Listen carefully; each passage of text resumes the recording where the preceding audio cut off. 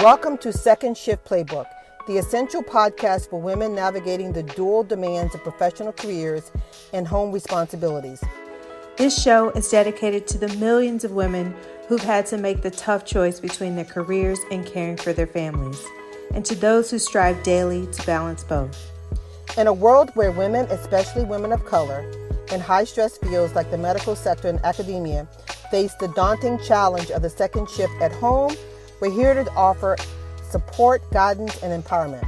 Our mission is to shine a light on the stories of resilience and determination, to discuss the policies and changes needed to support women fully, and to explore how we can all contribute to a more equitable society. Each episode features conversations with trailblazing women like Tia Williams, the best-selling author and beauty editor at Tom Ford, Lily Panchasarp, an innovative account executive at Disney, Pamela Price, the dedicated Deputy Director of Balm and Gilead Incorporated, and Michelle Geathers, the Visionary Chief Diversity Officer and Head of Corporate Responsibility at Visa. These remarkable women share their journeys, the obstacles they've overcome, and their strategies for managing the complex interplay of work and home life. Second Shift Playbook isn't just a podcast. It's a movement towards creating a world where women don't have to choose between their careers and their families. As a retired anesthesiologist who has dedicated my career to serving the people of North Carolina through health equity and policy change, I am now committed to advocating for women's empowerment and policies that uplift us all. As a PhD in sociology, public health researcher, and entrepreneur, I have a deep understanding of stigma and discrimination, emotional intelligence, social psychology, and stress management. I've dedicated my career to advocating for marginalized communities to access resources, and am now committed to advocating for women to become financially independent and fully empowered to navigate life's challenges. Join us as we delve into the realities, the struggles, and the victories of working women everywhere. Together, we can redefine what it means to work and live in harmony, supporting one another through the challenges of the second shift. Welcome to Second Shift Playbook. Welcome, everyone, to Second Shift Playbook. Second Shift Playbook is a podcast that provides professional women with advice and insights on how to succeed in the workplace and achieve work-life balance. I am Dr. Allison Mathews. I'm a sociologist, and I like to call myself a serial entrepreneur. I love music and all things supporting women and equity and all of that good stuff. And I'm here joined with my business partner and friend, Dr. Charlene Green. Why don't you introduce yourself? Yes, I'm Charlene Green. I am an anesthesiologist, board-certified anesthesiologist who cares about empowerment of women and cares about the future generation of young people, particularly focusing on health equity and climate change. I think we want to make the world a better place for those coming behind us, and that's who I am. Awesome. So today we are joined by Gabrielle Anderson.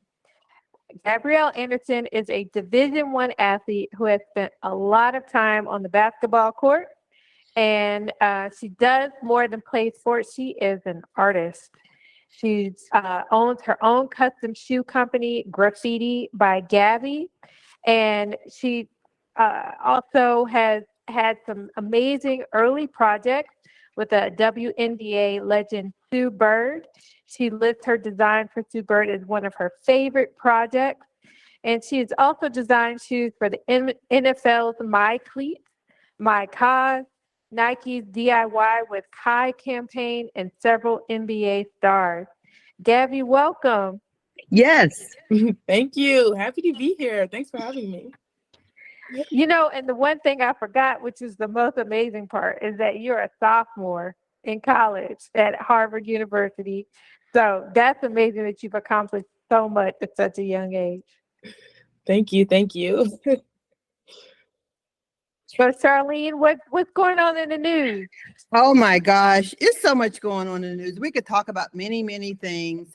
But since we have Gabrielle on today, I just, had just before we got started, just mentioned to her how we really appreciate the hard work that all athletes are doing, particularly female athletes.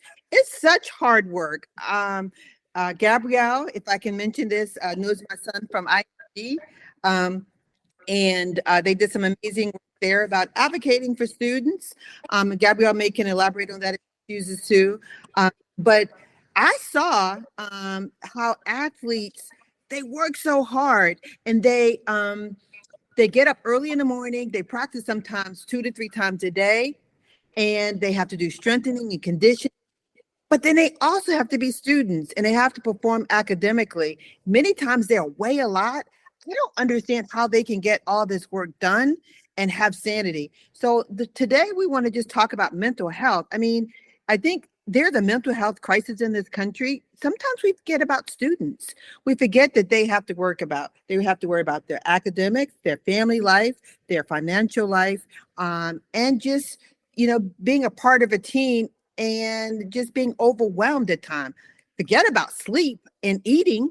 So we just wanted to talk to Gabrielle a little bit about what's happening in the news recently with just some of the, what I thought was amazing, that in November 2003, one of my favorite goats of all times, Serena Williams said, "I am not okay." And that's okay. And that's okay to be not okay. No one is okay every single day. If you're not okay today, I'm with you. There's always tomorrow. Love you. What I love most about Serena Williams and her sister Venus is that they care about athletes, and they really want to show that vulnerability about who they are so they can help people in real time and the next generation of athletes. So I wanted to see what your thoughts were about that, Gabby. I really respect the Venus sisters. I've had the opportunity of meeting Venus once, seeing Serena from a distance when they played tennis at the Greenbrook long time ago. But they're true champions, and they work really hard. What do you think about that? Yeah, I absolutely love the Williams sisters. They are amazing. Serena is definitely one of my idols.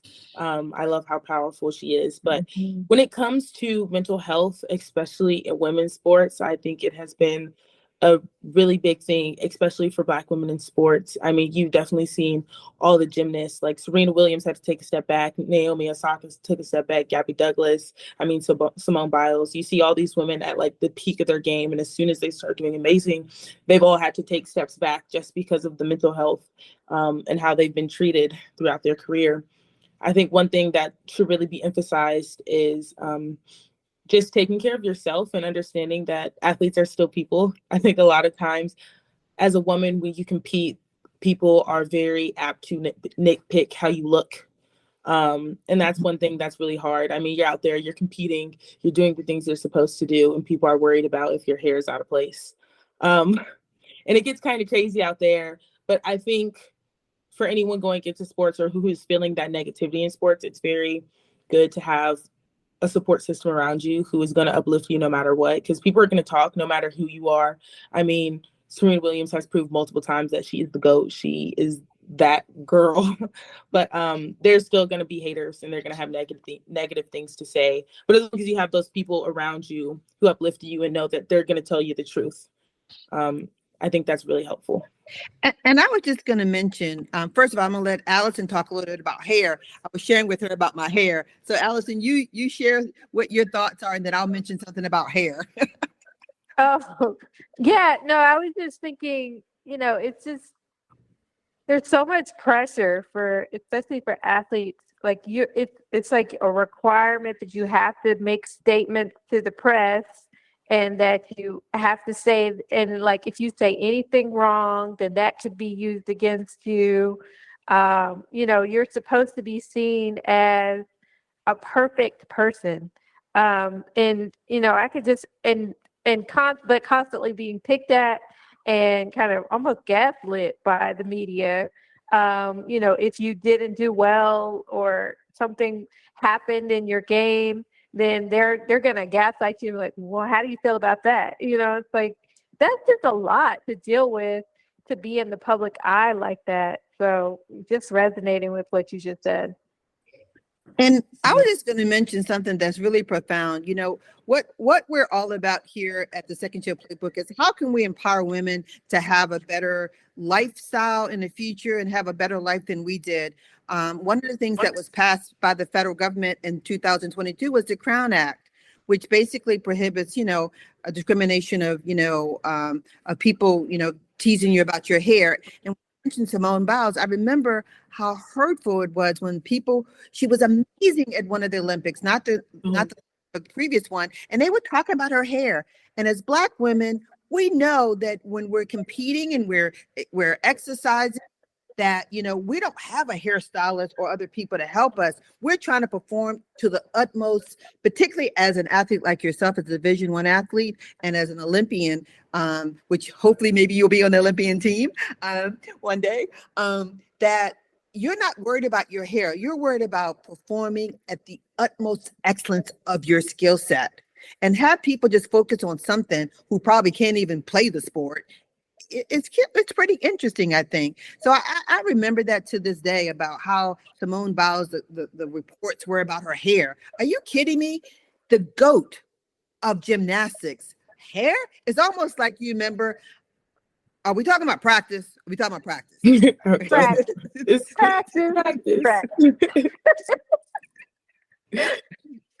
Yes, I completely agree. I think it's even apparent in women's basketball. I mean, you see a lot of the girls, like, they would talk so bad and say that basketball was such a manly sport, and they would just get all of women's basketball. So, I mean, we started rolling our shorts. Girls got long eyelashes. I keep my nails done throughout the season, long hair. I think it's just one of those things that you feel like you have to play into the typical standard, especially because they're already trying to downplay your greatness. So sometimes you put on a little bit of an extra show, which is hard. Right. It is really hard. Yes.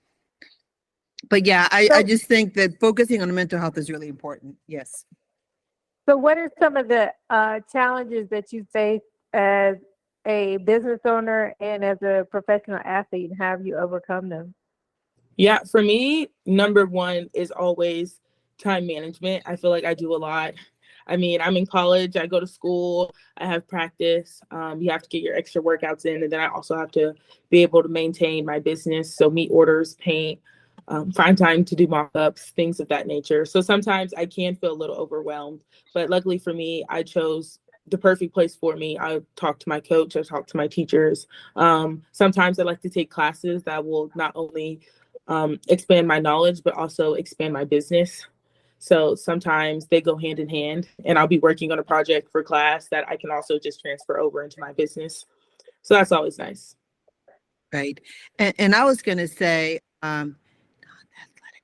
so one of my relatives, was a soccer athlete in college.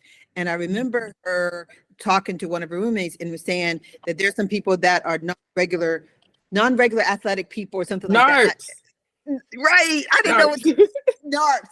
So I'm a NARP, right? Non-athletic regular people. And I think what's important about that is it's just so hard to navigate that whole lifestyle and work-life balance and getting sleep. How do you get your sleep, Gabby? Most of the time I have a schedule for my day, and I try to stick to it the best I can. Some nights I don't get that much sleep, but I try to keep a pretty consistent amount of hours for my entire week. Especially if I have a game coming up, gotta get my sleep when I'm about to play. So how did you get into starting your business? Can you tell us the story of that? Yeah, it's actually a pretty simple story. I was quite bored over COVID. And I've always done art. And so I was in my room just trying out new art stuff because that's all I had time to do. There was nothing else going on. I wasn't really going anywhere. And one of my friends, actually, KK Bransford, she plays for Notre Dame. She asked me to customize her some shoes. So she will forever be my first client. And I basically customized her some shoes. And from there, she was like, you got to make an Instagram page. You're really good at this. You should really try it out. You can make some quick cash. And I was like, okay, we'll see. So I made an Instagram page, and then I started getting orders. And I was like, oh, this is getting serious. I told my mom about it. And thus, Graffiti by Gabby was created. And ever since then, we've kept the ball rolling. Now, Gabby, was that at IMG or was that at your homeschool long time ago?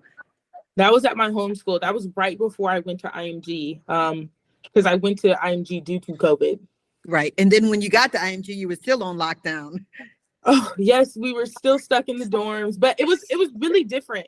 Don't let them fool you. IMG lockdown is not like regular lockdown. We were at the pool having pool parties.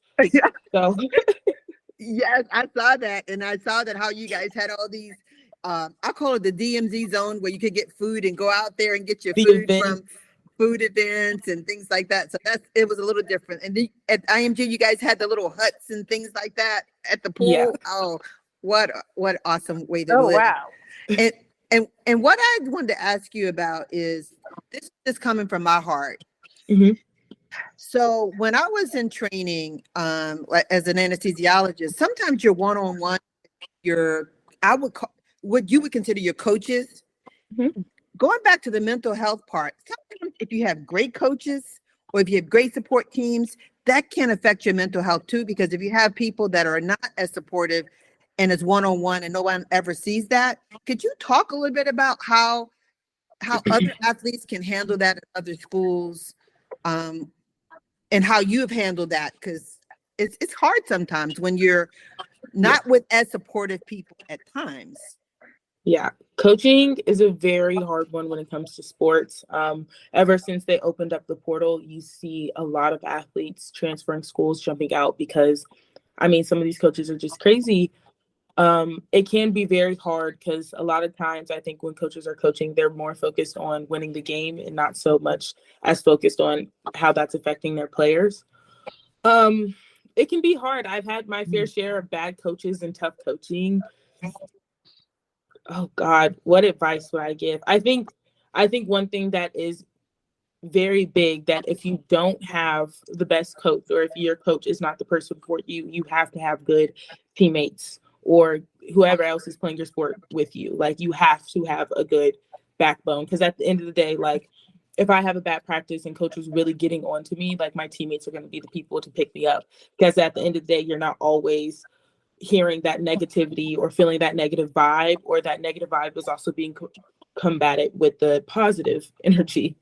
So your teammates are probably your second line of defense. Yeah, you got it. I think it's really important. Like, maintaining a team is really, like, important for life, right? Like, knowing how to communicate, how to support each other, how to back each other up, how to be transparent. And so we're actually we just started reading this book, Charlene and I, called Tribal Leadership. Mm-hmm. And it talks about how in a company, so it's like right now you're already in a formal team, right? But as you get older, I feel like adults have to constantly navigate and try to find their teams and create teams, especially in business.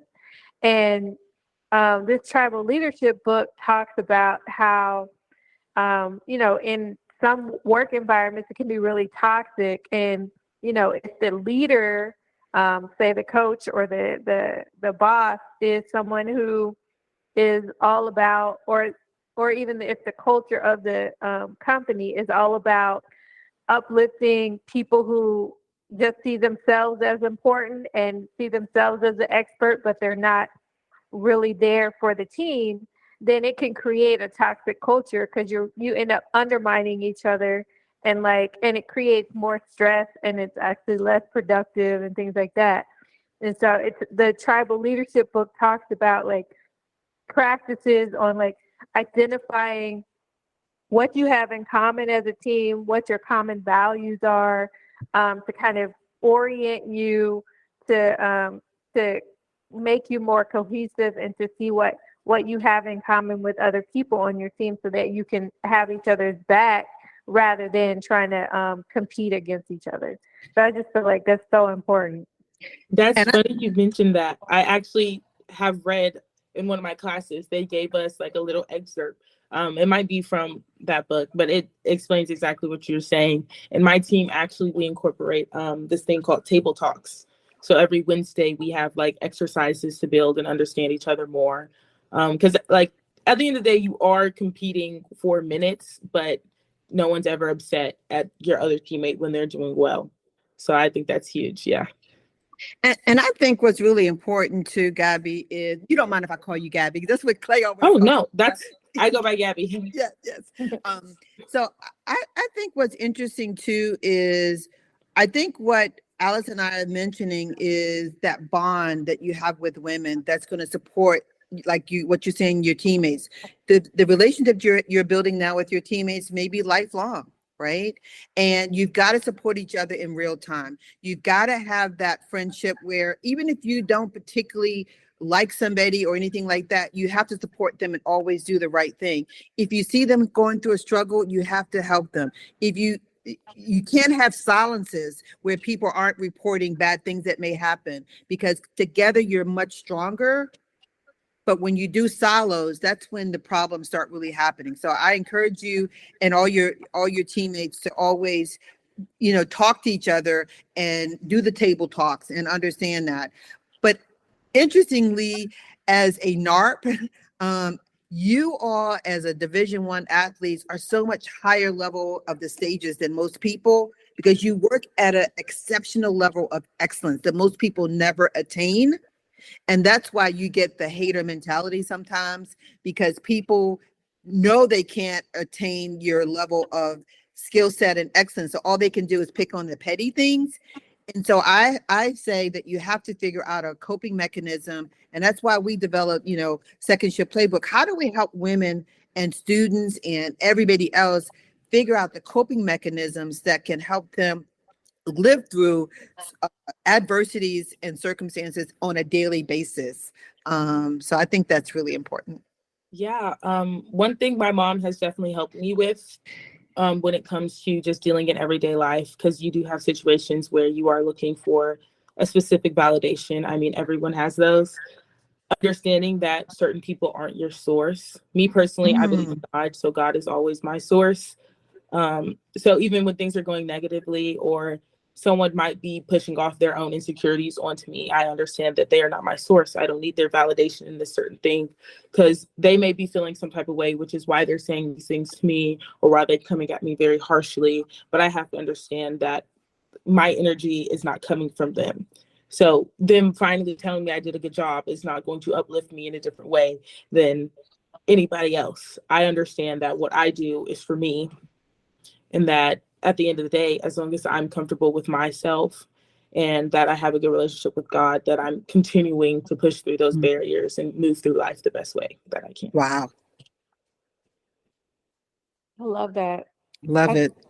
What are some of the things that you do to take care of yourself? To take care of myself, I love Asian TV dramas. So whenever I'm feeling like I've spent a lot of time giving my energy other places and not to myself, I'll sit down and I will watch an episode. So you have to read the subtitles. So it requires my full attention. But it makes me feel very comfortable. I do my skincare every day. I do my skincare, and that is to take care of myself. I take my time. I wash my face. I go through all of my products. Something else, I paint for myself. So, yeah. Yeah. What's your skincare routine? Give us a tip. Okay. Skincare routine. I have this facial wash that I was given by my dermatologist that I still use to this day. They gave it to me in like middle school. And I still use it to this day. And then I have this like serum. It's like I think I have it right here. Wait. It's like this ordinary protective layer serum that I use. Put that on my face. I do my little thing. Then I do my moisturizer. And then I put like a little bit of face primer on. And that's a good skincare routine. And then other days it changes. Sometimes I ice my face in the mornings. That's a good way to start your day off. Right. And Gabby, we always have to use sunscreen. Sunscreen I have. So that's my my day facial moisturizer. It has sunscreen in it. Yeah. Thank you for sharing that. Awesome. I wanted to ask you about just to piggyback on what Allison mentioned about what are some of the tools, apps you use to help you get through your day and that type of thing. This is gonna sound really crazy, but my notes app. Ooh. I'm like addicted to my notes app. I put everything in my notes app. Like you'll tell me something, I'll be like, hold on 1 second. Yeah, notes. Put in my notes app. And I just have all these notes full of different things. Like I have something for work because I feel like I'm always like moving and on the go and people will tell me things and I know myself I'm going to forget it. But my notes app all the time. And I check my notes app so often that like I never end up forgetting that I put a note there. Wow. That's awesome. That's awesome. What's your favorite book that you've read in your whole life? My favorite book that I've read in my whole life. There's this book, Ugly Love, called by Colleen Hoover, and it made me cry so much, and I wasn't ready for the ending. It's probably one of my favorite books, only because like emotionally, it took me just through the trenches, and I don't think I was expecting that from that book. I also love The Coldest Winter Ever. Great book. Yeah. Wow. Wow. Awesome. Awesome. Allison? Oh, I was, you mentioned the cold bath or whatever, like with your face. This is also a tip that's useful for mental health as well. Like if people are dealing with anxiety or like a really they're panicking or experiencing some type of depression or something that's like an acute episode, that is a trick that people use, or if they dealt with some trauma or something like that, they will splash their face with really cold water, or they're submerge themselves in an ice bath, or put their hand in the freezer, to connect them, to like shock their brain and to shift their brain from that negative experience, that negative feeling, to something else, to have a sensation that actually shifts their brain from that negative experience. And it re-regulates their nervous system and down regulates it and calms them down. So I love that you do it for your face, but it also has kind of mental health support techniques as well. Yeah. I started icing my face last year after I tore my ACL. So I tore my ACL last January. Wow. I was going through a rough time, and somebody suggested it to me, and I started doing it. And funny enough, I was also about to compete in a pageant, so it ended up being a great skincare routine, and it also just helped me out of my dark space. That's awesome. And, one of the things, and I guess we're focusing a lot on mental health because it's on my mind a lot lately, because of my lived experience working in a hospital and seeing so many North Carolinians and Americans just suffer from all socioeconomic backgrounds, ethnicities. My training in medical school, I had the privilege of having psychoanalytical psychiatrists and psychiatrists, pour into me and work with me in a program that I participated in medical school called PAP, Combined Accelerated Program Psychiatry. Long story about it, but I was selected to be in this program, and it has helped me tremendously in life. And I think that everybody should welcome, if they ever need mental health help with a psychologist, psychiatrist, or some type of provider. It is okay to ask for help. And I just want to say that on this podcast, that student athletes particularly should have that forum in their schools, that if they ever need someone to talk to besides their coaches, because coaches are not trained in mental health as much as a psychiatrist or psychologist, that you should be able to have that, and it should not be taken lightly. So I'm going to be an advocate of that for students. Awesome. I was wondering also, just circling back to your business, what plans do you have for growth, and also just like how do you manage the business? I think some people, it's amazing that you just started from an idea, from an IG account, and then now you're growing. You've gotten some major clientele. Like, what's that process for you as far as managing your business? Yeah, I'll answer the growth question first. So I just started a school supply line called Brilliant, Authentic, and Black. We'll be having some major drops coming in February. Super excited for that. As far as how I manage it, my mom is a big help. She is my second in command.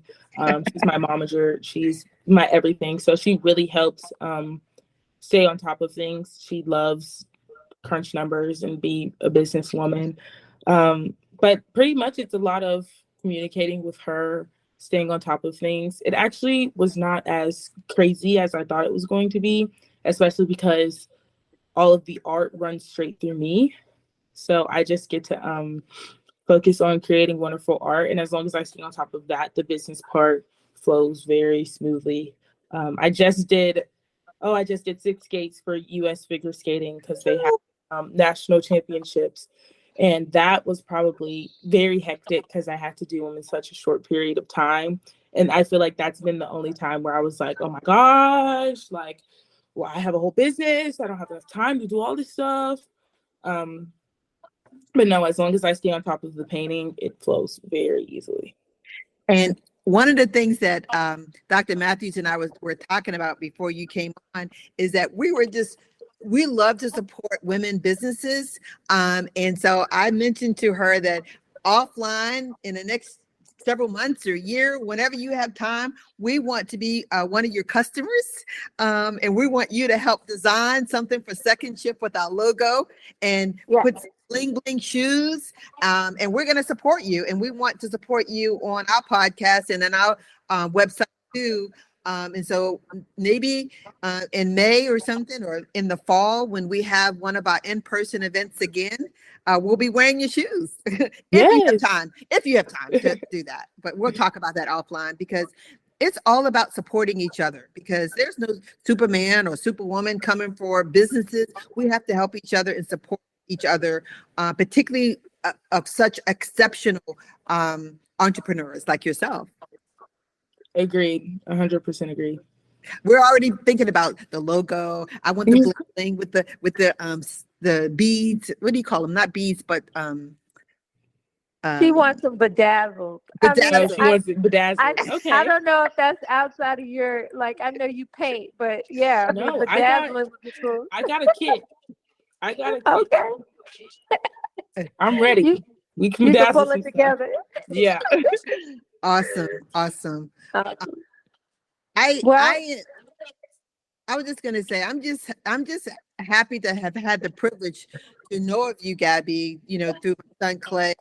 He speaks highly of you, and you are just an exceptional person, entrepreneur, student. And we didn't talk about Harvard as much, but I know that you're doing well there, and hope that you love it. And because there's some amazing students at Harvard that I know that you're bonding with and having a great time with. Yes, most definitely. Clay's awesome. Thank you. Love Clay. Great people. Awesome. Well, so grateful that you have joined us on this podcast today. We're just going to wrap up and encourage our listeners to, follow you, Gabby. That you can find Gabby at graffitibygabby.com. And we encourage you all to support her new line of school supply products that has dropped on her website. And just thank you so much for joining us. And Gabby, what is school supplies? Tell us a little bit about the school supplies so that everybody can, when it drops, they can be ready to pre-order. Yes. Brilliant, Authentic, and Black is my brainchild. It is a school supply line catered towards young Black children. It is complete original artwork done by myself. And basically the idea behind it was to give us more representation in the school supply line, because when you go to Walmart or you go to any big stores and you're looking for backpacks, most of the times you're very limited in the characters you see on those bags. Whenever I have looked for someone of my complexion on bags, it's often maybe a Disney character, like Doc McStuffins. Other times you're limited to nothing, or they do not fit my proper age group. So I really wanted my school supply line to show proper representation of our community and also uplift children to be all 3 billion, authentic, and Black, no matter what space they step in, because that is important in having success. So Allison, is that something that we could have put our website or follow or have a following that she could put that information so that people can see that? We're doing our launch, Gabby, February 3rd for Second Shift Playbook. So this is the first time we're actually really launching our business. So we definitely will support you however you choose to do that in our bandwidth, in our networks. Okay. February 3rd, the day after my birthday. Yeah. Okay, Aquarius. Aquarius. Yes. Awesome.